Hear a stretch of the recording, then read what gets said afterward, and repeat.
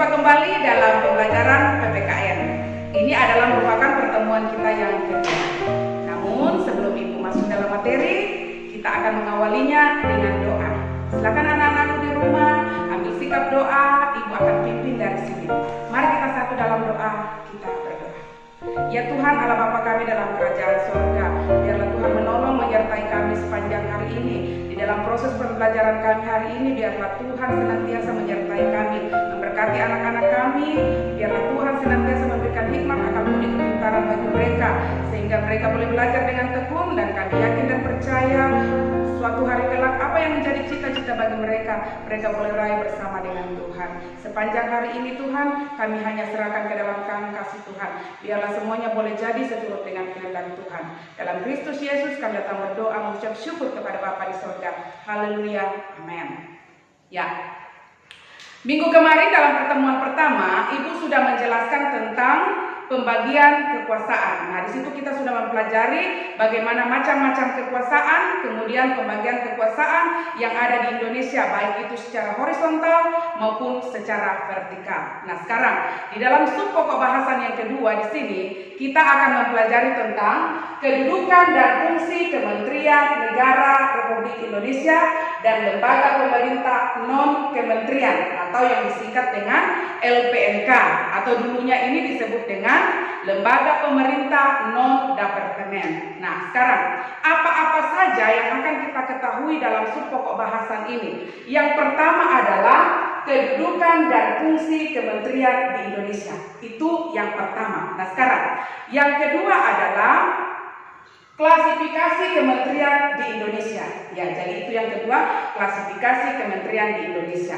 Kemudian yang ketiga adalah lembaga pemerintah non-kementerian. Kira-kira apa yang disebut dengan lembaga pemerintah non-kementerian? Nah, ini tiga hal inilah yang akan kita ketahui bersama dalam materi hari ini. Nah, Ibu akan memulai dari yang pertama, yaitu kedudukan dan fungsi kementerian di Indonesia. Dalam pembelajaran kita pada hari ini, kita akan membahas tentang kedudukan dan fungsi Kementerian Negara Republik Indonesia dan lembaga pemerintah non-kementerian. Nah, apa yang akan menjadi tujuan pembelajaran kita pada hari ini? Ya, jadi di sini tujuan pembelajaran yang perlu kita pahami bersama adalah bagaimana peserta didik dapat mendeskripsikan kedudukan dan fungsi Kementerian Negara Republik Indonesia. Kemudian, bagaimana peserta didik dapat mempresentasikan kedudukan dan fungsi Kementerian Negara Republik Indonesia. Itu yang harus kita pahami dalam materi kita hari ini. Indonesia adalah negara yang menganut sistem pemerintahan presidensil atau presidensial. Nah, dalam sistem pemerintahan presidensil atau presidensial, presiden di sini mempunyai kedudukan yang sangat kuat. Kenapa dikatakan seperti itu? Karena presiden selain sebagai kepala negara, sekaligus sebagai kepala pemerintahan. Ya, jadi walaupun presiden mempunyai dua kedudukan, tetapi secara teknis kewenangannya berbeda-beda. Nah, berikut kewenangan presiden sebagai kepala negara dan presiden sebagai kepala pemerintahan sebagaimana yang sudah diatur di dalam Undang-Undang Dasar Negara Republik Indonesia. Nah, kita harus tahu, bisakah presiden sendiri dalam menjalankan pemerintahan di sebuah negara? Indonesia adalah negara yang menganut sistem presidensial. Nah, di dalam sistem presidensial di sini tentu presiden ini mempunyai kedudukan yang sangat kuat. Kenapa? Karena selain sebagai kepala negara, dia juga sebagai kepala pemerintahan. Nah, coba kita perhatikan apa sebenarnya yang menjadi wewenang atau tugas presiden selaku kepala negara. Nah, perhatikan. Yang pertama adalah memegang kekuasaan tertinggi atas Angkatan Darat, Angkatan Laut, dan Angkatan Udara. Nah, ini kita bisa lihat di dalam pasal 10 Undang-Undang Dasar NRI tahun 1945. Ya, jadi di situ Presiden Republik Indonesia memegang kekuasaan tertinggi atas Angkatan Darat, Angkatan Laut, dan Angkatan Udara. Nah, kemudian selain dari itu, apalagi kira-kira yang menjadi tugas presiden selaku kepala negara? Menyatakan perang Ya, ini bisa kalian lihat di dalam pasal 11 ayat 1 Undang-Undang Dasar NRI tahun 1945. Presiden menyatakan perang, membuat perdamaian dan perjanjian dengan negara lain. Ya, jadi itu kalian bisa perhatikan di dalam pasal 11 ayat 1. Nah, selain daripada itu, apalagi yang menjadi tanggung jawab daripada presiden, yaitu presiden menyatakan keadaan bahaya. Nah, ini bisa kalian lihat di dalam pasal 12 Undang-Undang Dasar NRI tahun 1945. Ya, jadi itu ya yang merupakan wewenang dari presiden selaku kepala negara. Nah, selain daripada itu, mengangkat duta dan konsul, itu kalian bisa lihat di dalam pasal 13 ayat 2. Ya, jadi presiden di sini mengangkat duta dan konsul tentu juga memperhatikan pertimbangan daripada Dewan Perwakilan Rakyat. Ya, jadi itu ya. Kemudian selain dari itu apalagi? Memberi grasi dan rehabilitasi dengan memperhatikan pertimbangan Mahkamah Agung. Nah, ini kita bisa lihat di dalam pasal 14 ayat 1. Ya, jadi presiden dalam memberikan grasi dan rehabilitasi itu harus memperhatikan pertimbangan Mahkamah Agung. Nah, coba kita perhatikan. Memberi amnesti dan abolisi. Ya, ini adalah merupakan wewenang juga presiden sebagai kepala negara, tetapi harus memperhatikan pertimbangan Dewan Perwakilan Rakyat. Ya, jadi presiden dalam memberikan amnesti dan abolisi harus memperhatikan pertimbangan Dewan Perwakilan Rakyat. Nah, selain daripada itu, apalagi yang menjadi wewenang presiden? Yaitu memberi gelar dan tanda jasa dan tanda kehormatan. Itu dalam pasal 15 Undang-Undang Dasar NRI tahun 1945. Presiden memberi gelar, tanda jasa dan lain-lain tanda kehormatan diatur dengan undang-undang. Ya, jadi itu adalah merupakan kewenangan presiden selaku kepala negara. Nah, sekarang kita akan melihat apa yang menjadi tugas dan wewenang presiden selaku kepala pemerintahan. Yang pertama, memegang kekuasaan pemerintahan. Nah, ini bisa kita lihat di dalam pasal 4 ayat 1. Presiden Republik Indonesia memegang kekuasaan pemerintahan menurut Undang-Undang Dasar. Nah, kemudian mengajukan rancangan undang-undang. Nah, jadi di sini sekalipun dia adalah pemegang kekuasaan eksekutif, tetapi dia juga berhak mengajukan rancangan undang-undang kepada Dewan Perwakilan Rakyat. Nah, selain dari itu, menetapkan peraturan pemerintahan. Nah, ini bisa kita lihat dalam pasal 5 ayatnya yang kedua. Ya, presiden menetapkan peraturan pemerintah untuk menjalankan undang-undang sebagaimana mestinya. Biasanya peraturan pemerintah itu dikeluarkan oleh presiden ketika dalam keadaan darurat atau sangat mendesak. Ya, artinya bahwa kasus tersebut atau masalah tersebut belum ada undang-undang yang mengatur. Nah, maka presiden membuatkan peraturan pemerintah. Ya, jadi itu ya. Nah, apalagi yang menjadi wewenang atau tanggung jawab presiden selaku kepala pemerintahan selain daripada menetapkan peraturan pemerintah, yaitu mengangkat dan memberhentikan menteri-menteri di dalam pasal 17 Undang-Undang Dasar NRI tahun 1945.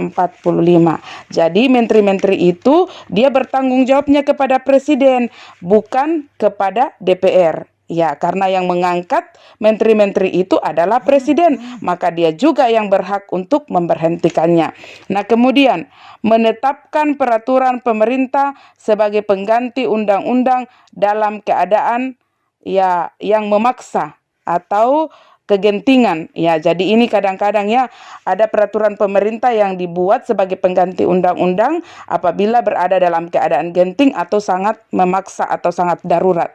Kemudian mengajukan 3 orang calon hakim konstitusi, ya, dan menetapkan 9 orang hakim konstitusi. Ya, jadi Di sini presiden juga berhak untuk mengajukan calon hakim ya. Di sini ya, jadi siapa-siapa saja yang bisa dicalonkan menjadi hakim konstitusi yang akan duduk di dalam Mahkamah Konstitusi ya. Jadi itu bisa kalian baca di dalam pasal 24 C ayatnya yang ketiga. Ya, jadi itulah tugas, tanggung jawab atau wewenang presiden sebagai kepala negara dan kepala pemerintahan. Kalau kita melihat tugas presiden yang begitu banyak, tentu tidak bisa dia kerjakan sendiri atau tidak bisa melaksanakan tugasnya secara mandiri. Nah, tentunya dalam menjalankan tugasnya sebagai presiden dan wakil presiden yang dipilih berpasangan dalam pemilihan umum dan membentuk kabinet yang terdiri atas menteri-menteri. Ya, jadi presiden itu dibantu oleh wakil presiden dan menteri-menteri yang diangkat dan diberhentikan sendiri oleh presiden. Nah, para menteri ini tentunya bertanggung jawab kepada presiden selaku yang mengangkat menjadi menteri. Nah, dasar peraturan yang dibuatnya kementerian diatur di dalam pasal 17 Undang-Undang Dasar NRI tahun 1945. Jadi ingat, pasal 17 Undang-Undang Dasar NRI tahun 1945 adalah merupakan acuan di dalam pelaksanaan tugas-tugas menteri negara. Ya, jadi coba perhatikan ayat 1. Presiden dibantu oleh menteri-menteri negara. Kemudian ayat 2. Menteri-menteri itu diangkat dan diberhentikan oleh presiden. Ayat 3. Setiap menteri membidangi urusan tertentu dalam pemerintahan. Dan ayatnya yang keempat, pembentukan, pengubahan, dan pembubaran kementerian negara diatur dalam pembukaan undang-undang. Nah, ini yang harus kalian bisa pahami bagaimana di dalam pembentukan tentang klasifikasi Kementerian Negara Republik Indonesia. Nah, coba kita memperhatikan di sini. Dalam klasifikasi Kementerian Negara Republik Indonesia itu dibagi menjadi 3 bagian, ya, 3 bagian klasifikasi. Nah, setiap kementerian di sini dipimpin oleh seorang menteri dan ada juga wakil menteri. Dalam kabinet kerja setiap presiden berbeda-beda pemerintahannya, mulai dari kita perhatikan di dalam kepemimpinan Bapak Jokowi tercatat itu sebanyak 34 kementerian yang dinaungi oleh 4 bidang kementerian yang dipimpin oleh menteri koordinator, yang terdapat 2 menteri yang sifatnya independen. Yang mana itu? Yaitu Kementerian Sekretariat Negara dan Kementerian Perencanaan Pembangunan Nasional atau Kepala Bappenas. Ya, jadi itu ya klasifikasi dalam kementerian. Dalam organisasi Kementerian Negara Indonesia itu diklasifikasikan berdasarkan urusan pemerintahan. Nah, di sini ada 3 pembagian kementerian. Yang pertama itu adalah kementerian negara yang nomenklaturnya atau tata nama atau nama kementeriannya secara tegas disebutkan dalam Undang-Undang Dasar NRI tahun 1945. Nah, yang mana saja itu kementerian yang disebutkan nomenklaturnya?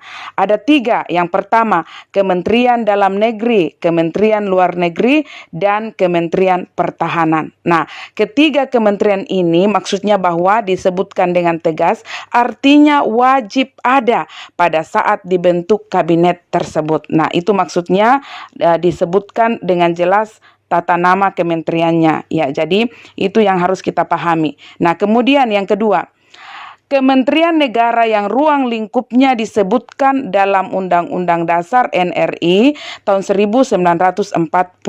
Ya, jadi ini ruang lingkupnya disebutkan dengan tegas. Ya, jadi kalau tadi nama kementeriannya yang disebutkan dengan tegas, sekarang adalah ruang lingkupnya yang harus disebutkan dengan jelas. Nah, yang mana-mana saja kementerian tersebut?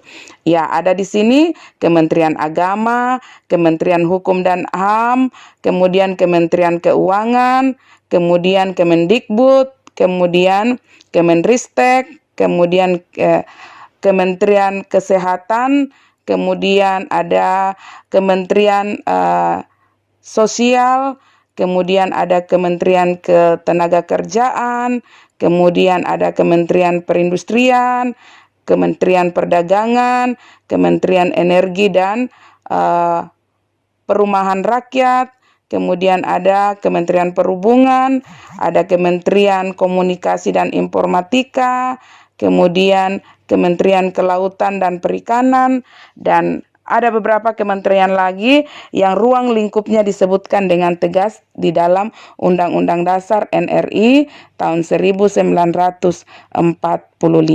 Nah, kemudian yang ketiga, kementerian yang menangani urusan pemerintahan dalam rangka penajaman, koordinasi, dan sinkronisasi program pemerintahan.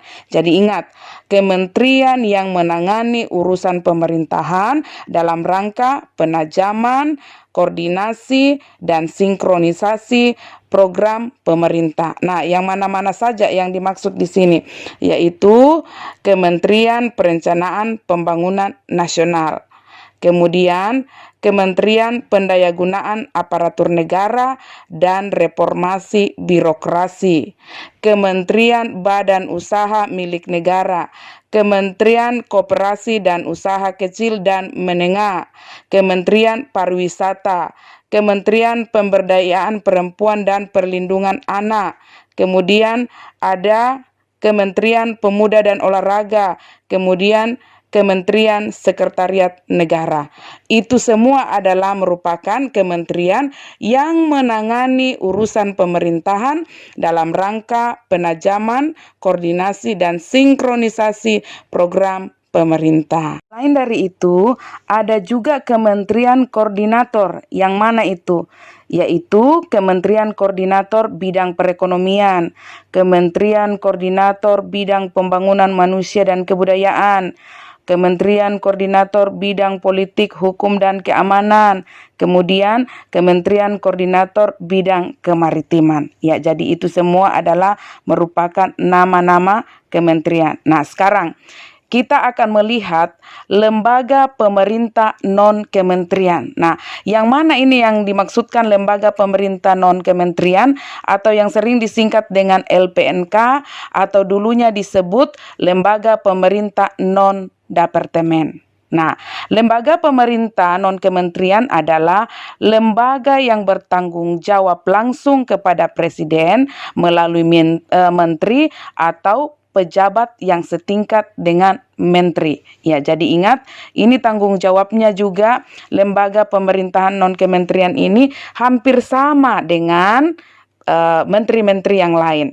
Ini bisa kalian melihat yang mana-mana saja yang termasuk lembaga pemerintahan non-kementerian. Nah, di sini diantaranya ada Arsip Nasional Republik Indonesia, ada Badan Informasi Geospasial, kemudian ada Badan Intelijen Negara, ada Badan Kepegawaian Negara, ada Badan Kependudukan dan Keluarga Berencana, ada Badan Koordinasi Penanaman Modal, ada Badan Meteorologi, Klimatologi, dan Geofisika, ada Badan Narkotika Nasional, ada Badan Nasional Penanggulangan Bencana, ada Badan Nasional Penempatan dan Perlindungan Tenaga Kerja Indonesia, ada juga BPOM atau Badan Pengawas Obat dan Makanan, dan masih ada lagi beberapa ya contoh-contoh atau yang merupakan lembaga pemerintah non-kementerian. Nah, ini kedudukannya sama dengan kementerian, cuma dia tidak disebut dengan kementerian, tetapi tanggung jawabnya sama. Mereka ini berada langsung di bawah Presiden, melaksanakan tugas dari Presiden, kemudian bertanggung jawab kepada Presiden, tentu melalui menteri atau pejabat yang setingkat dengan menteri yang terkait. Ya, jadi itu yang dimaksudkannya. Ya, jadi mereka juga ini punya tanggung jawab besar. Ya, jadi sama-sama bersama dengan kementerian itu melaksanakan tanggung jawabnya untuk membantu Presiden dalam menjalankan tanggung jawabnya sebagai kepala pemerintahan. Untuk pertemuan kita hari ini, Ibu rasa cukup? Ya, Ibu sudah menjelaskan tadi tentang kedudukan dan fungsi Kementerian Negara Republik Indonesia dan lembaga pemerintah non-kementerian atau yang disingkat dengan LPNK. Kalau misalnya ada hal-hal yang mungkin anak-anakku kurang pahami dari penjelasan Ibu, silakan anak-anak tanyakan secara langsung di dalam grup PPKN ya. Jadi di dalam